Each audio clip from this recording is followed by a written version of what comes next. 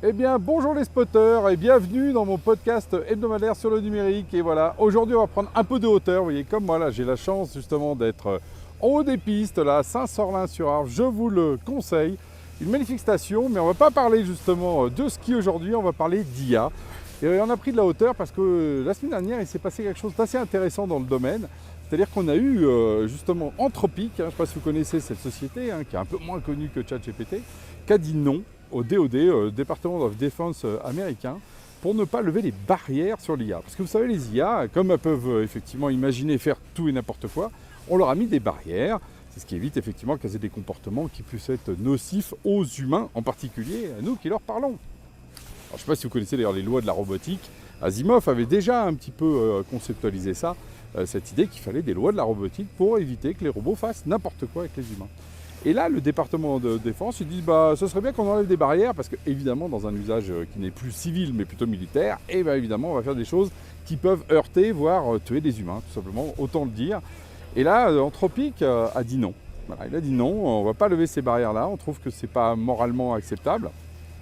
Et donc c'est hyper intéressant parce que on se pose souvent la question, pourquoi est-ce qu'on met de la régulation, On dit, ah oui, trop de régulation dans l'IA. Ça, c'est un exemple typique. S'il n'y avait pas ces barrières, il pourrait y avoir des choses dangereuses, alors pour nous, pour nos enfants, et pour effectivement le rapport qu'on peut avoir avec ces machines. Donc ça, c'est le premier enseignement, c'est qu'effectivement, on comprend pourquoi il y a besoin de mettre à un moment donné des régulations. Alors peut-être trop, pas assez, mais en tout cas, il y a des limites, comme en tout.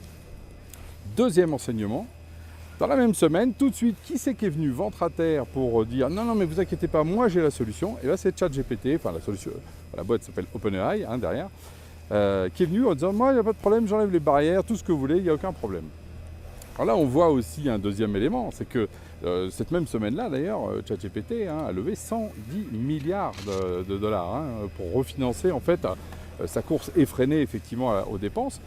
Donc, ça veut bien dire que là, il y a bien deux types de technologies. Celles qui ont un peu de morale et ceux qui en ont un peu moins, on va dire ça comme ça.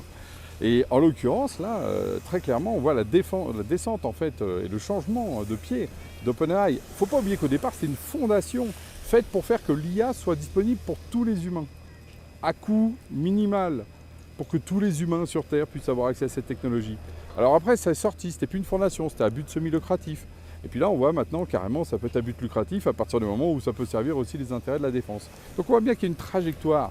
Moi qui me fait penser à celle de Google. Vous savez, historiquement, ils disaient « don't be evil », ne faites pas le mal. Et puis un jour, ils ont barré ce petit baseline qu'ils avaient en dessous. Et oui, ils ont commencé à faire du mal.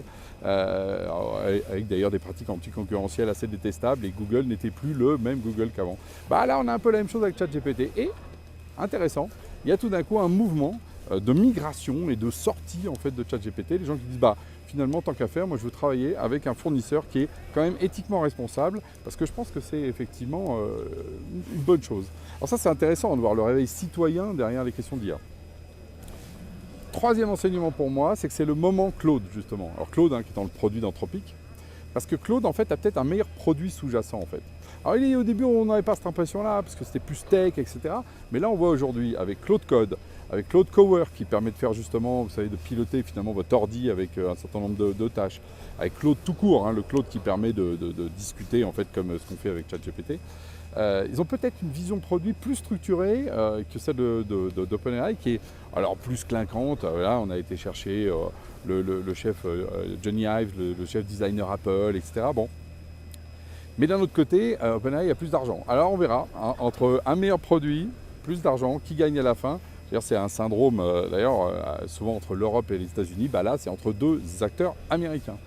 Ça, c'est pour moi le troisième enseignement. Et le dernier enseignement, c'est qu'il ne faut pas oublier que là, on est en train d'avoir des IA, mais qui vont être couplés demain avec des robots. Et je ne sais pas si vous avez vu là au Nouvel An chinois, là c'était une démonstration de force de ce que des robots peuvent faire en synchronisation et en vitesse. C'était d'ailleurs du kung-fu, donc on n'est pas loin de la guerre. Et donc là, on voit effectivement ces robots aujourd'hui arriver sur notre paysage.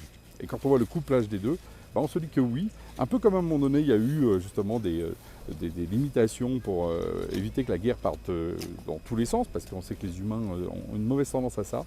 Oui, il faut effectivement sans doute mettre des barrières des barrières pour pas qu'on se retrouve demain avec des scénarios qu'on pourrait imaginer justement souvent un peu de SF.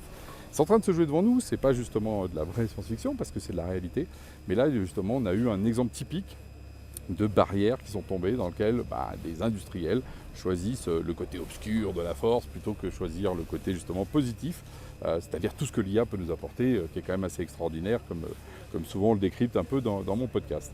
Voilà, donc l'occasion de prendre justement du haut de 2000, je crois que je suis à 2006 ou 2008 d'altitude, de prendre un peu de hauteur sur une question d'IA, parce qu'il faut savoir que justement, science sans conscience n'est que ruine de l'âme, donc il faut aussi apporter un petit peu d'éthique autour de ces sujets.